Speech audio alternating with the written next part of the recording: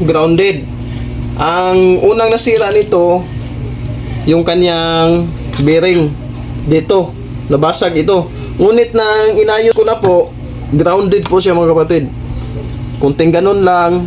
Pag ganun, pag dry yung kamay mo, mahina lang siya. Pero pag gumigiling na po ako, pag basa po yung ginigiling, ayun, feel na feel po talaga na may ground po siya. So, ayun, naisip ko na lang is bumili ng bago. Ito po yung bago.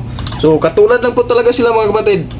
Kaya lang, yung nabili kong bago, nasira yung kanyang, tawag ito, yung kanyang cover na plastic. Mga kapatid, for today's video, ito na po.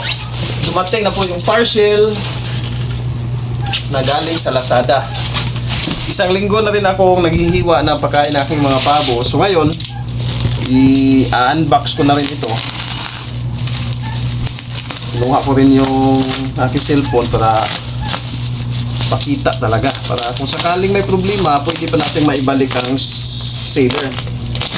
Ayan, so ito po yung sura ng ating motor na binili para sa ating gilingan ng pagkain ng aking mga lagang pabo. Bumili na lang ako mga kapatid kasi buslot. Buslot dito. Okay. Bumili na lang ako mga kapatid dahil grounded yung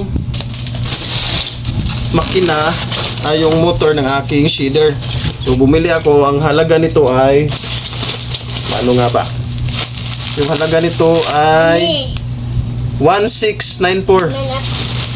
1694 yung kanyang halaga.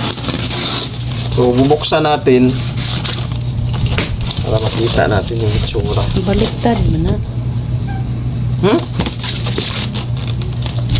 Ininchik mong good asa may tinuodan eh. Ay, parihan lang eh. Parihan lang eh. So ayan, bali yung na-damage ay dito sa bandang Sa kanay ka nagip sa yahang ihi. Nawa. Ay, man ako magana no. So, Nawa. Siya ka na. ay damage. Ayan, so ang naging problema mga kapatid, nalaglag ito. Kita nyo naman yung carton damage. Tapos itong kanyang cover. Pero hindi naman malaking issue ito kasi kung atin pong iisipin, guard lang naman ito. Kaya pa natin gawan ito ng paraan. Pwede natin gawan ito ng pusihon na. pwede natin ito i-fiber. Kasi pinaka-guard ito eh. So, parang nakikita ko mas malaki ito ng kunti siguro doon sa isa kong motor. Oh, sangad siya. Naman ay kuan unay sud. Naikuan dahil styro na sud. Pagkabuak na hog lagi siguro na. Nahulog. Nalaglag ito. Mao to ni ingon na ako na iko.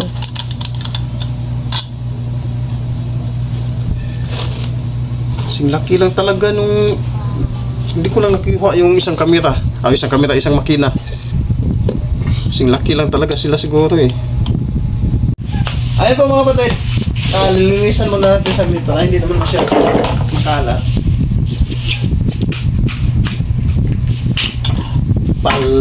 Okay noon. Cover naman na siya. Ang cover pwede naman ang kuhan. Ang pinaka-importante ang yahang motor sa sud.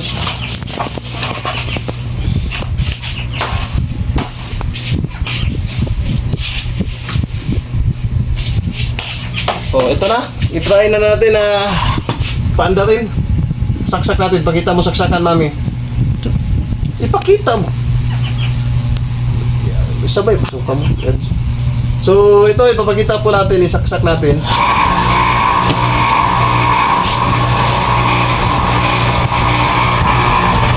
So, kung nakikita nyo mga kapatid, yung isang motor doon, kaya kung pinalitan, kapag hawakan, nangungurente, grounded. Ito, wala na po.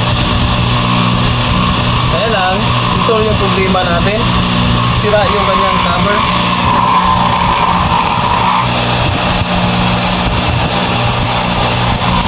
Tapos wala siyang switch.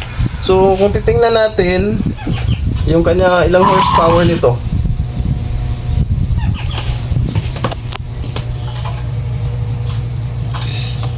60. Hmm? 60. 1.6 kilowatts. 20. 220 volts. Model RPM. Ayan po yung kanyang Sabi.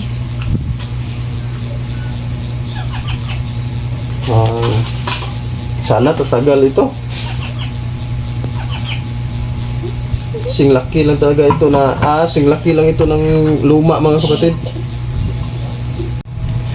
So ngayon, tatanggalin natin itong cover na sira, nabuak. Ayan, tang talaga. Ito fiberglass ito, mga kapatid. Kailangan tong fiberglass.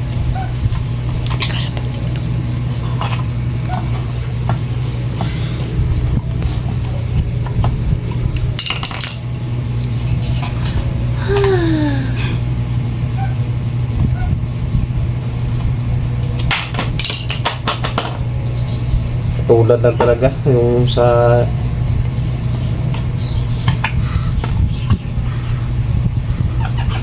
ganyan po yung itsura.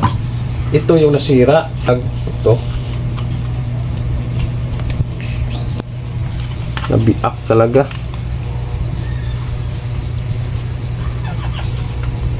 Ganito ito. Yan. So ganito dapat. Pwede tayo ni epoxy. Tapos ito epoxy. Sakto. Kaya lang ito ng epoxy. May epoxy pa naman ako doon. I-epoxy ko na lang ito. Pwede na itong hindi na isauli kasi ito lang naman yung sira. Okay. Ayan. O bukas uli. Ito muna yung iuna kong i-fix. Lalagyan ko ng epoxy. Grounded. Ang unang nasira nito, yung kanyang bearing dito, nabasag ito. Ngunit nang inayos ko na po, grounded po siya, mga kapatid. Kunting ganun lang. Pag ganun, pag dry yung kamay mo, mahina lang siya. Pero pag gumigiling na po ako, pag basa po yung ginigiling, ayun, feel na feel po talaga na may ground po siya. So ayun, naisip ko na lang is bumili ng bago. Ito po yung bago. So katulad lang po talaga sila, mga kapatid.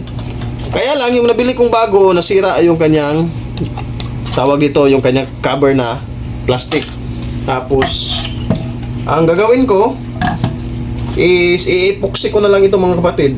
Pero ipapalit ko na lang itong dati na cover. So ito yung gagamitin ko. Wala, kapipis talaga yung kanyang makina, mga kapatid. Ito talaga yung kanyang pinaka-motor. Ito talaga yung kung ano yung binili ko, yun po yung dumating. Ito lang, may kaibahan ng konti. Baka nasira lang rin ito sa alog-alog. Ayan o, kita nyo no. Para siyang grabe talaga. Hindi yan iningatan ng mga humawak nito ng mga carrier. Kaya ganun. Bakit ito para rin tumigas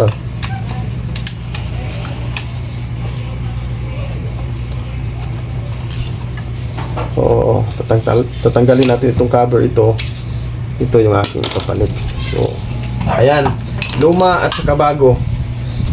Baliktarin natin yan ang luma sa aking harapan.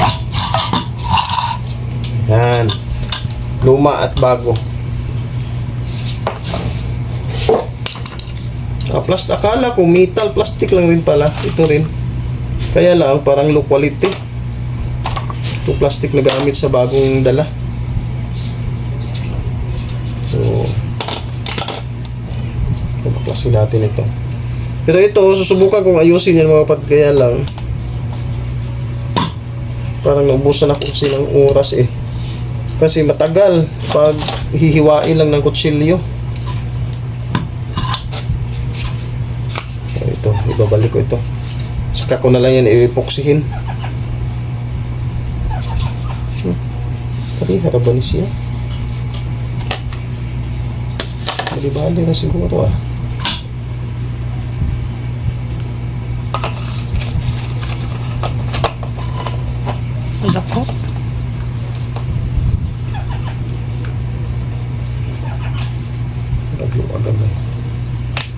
So, bago ang makina pero luma yung cover.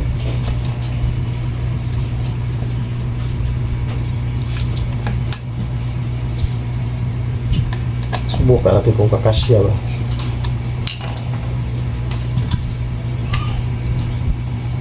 Kasya ito, flexible man.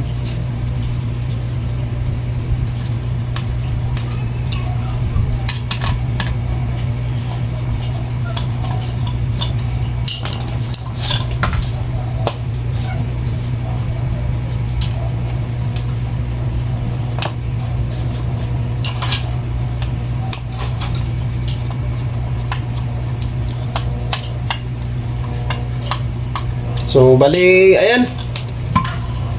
Ayos na mga kapatid. Nagamit ko na rin yung ito lalang ipuksihin para ito, pag maayos na ito, pwede pa magamit. Kaya lang ito, nagdadalawang isip kasi ako, nag-ground grounded. Mahirap naman kasi basa yung ating ginigiling. Tapos rikta pa dito yung blade na ginagamit. Kaya malaki talagang chance na magka-problema. So, ayos lang dahil magdadalawang taon namang nagamit yan.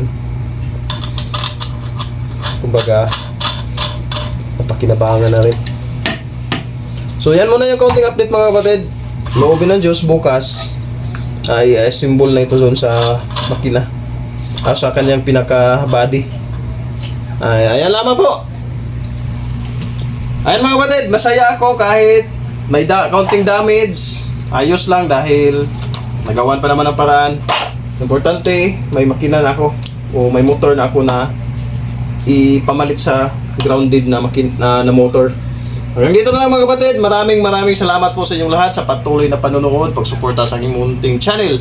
Hanggang dito na lang, lagi niyo pong tandaan ang paggawa ng mabuti ay di nagbubuga ng masama. See you on my next vlog. Bye-bye.